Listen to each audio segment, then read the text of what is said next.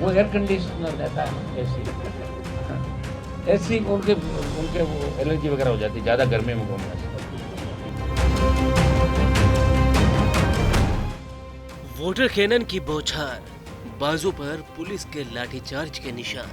राजस्थान की तपती दोपहरी में अजमेर से जयपुर की 5 दिनों की पैदल यात्रा। दिसंबर की कड़कड़ाती ठंड में कार्यकर्ताओं के साथ पुलिस के वोटर कैनन के सामने डटे सचिन पायलट। फिलहाल भले ही सचिन पायलट अभी सड़क पर कोई संघर्ष नहीं कर रहे, लेकिन इन तस्वीरों में कहानी सचिन पायलट के उन संघर्षों की है जब वो राजस्थान की जनता की मांगों को लेकर वसुंधरा सरकार हो या फिर चाहे खुद की गहलोत सरकार, दोनों से ही दो दो हाथ करते देखे जाते थे। इन तस्वीरों को अभी दिखाने की वजह है नागौर के सांसद और आरएलपी के प्रमुख हनुमान बेनीवाल का अपने घर बुलाई गई प्रेस वार्ता के दौरान सचिन पायलट पर किया गया ये कटाक्ष। वो एयर कंडीशनर रहता है ना, एसी उनके वो एलर्जी वगैरह हो जाती है ज़्यादा गर्मी में घूमने से। और गहलोत साहब को आप जानते हो अपना पुराना स्टाइल में क्या काम करना, अंदर अंदर करता रहता है। अब बेनीवाल के सचिन पायलट पर दिए एसी वाले बयान के बाद कांग्रेस ने भी पलटवार किया। कांग्रेस नेता और सचिन पायलट समर्थक सुशील ओसापा ने अपने एक्स अकाउंट पर एक वीडियो पोस्ट करते हुए कहा कि आरएलपी नेता हनुमान बेनीवाल जी द्वारा सचिन पायलट जी के बारे में की गई टिप्पणी पर मेरा स्पष्ट जवाब आप भी सुनिए। राष्ट्रीय लोकतांत्रिक पार्टी के नेता और नागौर से सांसद हनुमान बेनीवाल जी ने आज सचिन पायलट जी के लिए कुछ अच्छी नहीं लगने वाली बात कही है और कहा है कि वो तो एयर कंडीशन नेता हैं। शायद वे भूल गए कि सचिन पायलट जी वो नेता हैं जिन्होंने कांग्रेस का अध्यक्ष बनने के बाद राजस्थान में जितने दौरे किए हैं गर्मी सर्दी बरसात में, वो अपने आप में एक रिकॉर्ड है। चाहे वो गोगुंदा के नदी और नालों को क्रॉस करके और 12 या नागरिकों की वहाँ मौत हो गई थी उनको संभालने जाना हो, या 12 के शहरिया क्षेत्र में प्रभावित कुपोषण से शिकार बच्चों को संभालने अस्पतालों में जाना हो, या राहुल गांधी जी के साथ किसान न्याय यात्रा के 10 किलोमीटर यात्रा करनी हो, या 12 से झालावाड़ 100 किलोमीटर किसान न्याय यात्रा करनी हो। इवन अपनी सरकार में भी उन्होंने अजमेर से जयपुर 100 किलोमीटर मई में पद यात्रा की।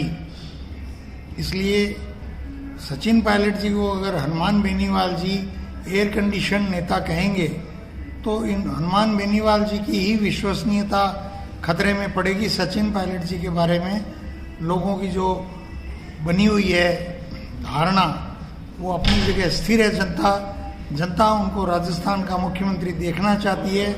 अब हनुमान बेनीवाल जी या किसी और को इस बात की तकलीफ हो तो इसका इलाज किसी के पास भी नहीं है। दरअसल हनुमान बेनीवाल ने गुरुवार को अपने निवास पर एक प्रेस वार्ता बुलाई थी, जहां उन्होंने पहलगाम में हुए हमले को लेकर केंद्र शासित बीजेपी सरकार को कटघरे में खड़ा किया था। वहीं प्रदेश सरकार को भी पेपर लीक और एसआई मुद्दे पर जमकर घेरा था। साथ ही शनिवार से बड़े आंदोलन की चेतावनी भी दी। हनुमान बेनीवाल ने अपने राजनीतिक कैरियर की शुरुआत बीजेपी के साथ की थी, मगर 2008 में बेनीवाल ने पहली बार खींवसर सीट से बीजेपी के टिकट पर विधानसभा चुनाव लड़ा। 2013 में वसुंधरा राजे से खटपट के चलते बेनीवाल ने निर्दलीय ताल ठोकी और वो जीते भी। 2018 से पहले बेनीवाल ने आरएलपी के नाम से पार्टी का गठन किया और इस चुनाव में उनकी पार्टी के 3 विधायक विधानसभा पहुंचे, जिनमें से एक वो भी थे। लेकिन 2019 के लोकसभा चुनाव में एक बार फिर वो बीजेपी के समर्थन से लोकसभा के चुनाव में ताल ठोकते नजर आए। 2023 में वो फिर विधानसभा के लिए मैदान में उतरे, लेकिन इस बार उनकी पार्टी के वो इकलौते नेता थे जो विधानसभा पहुंचे।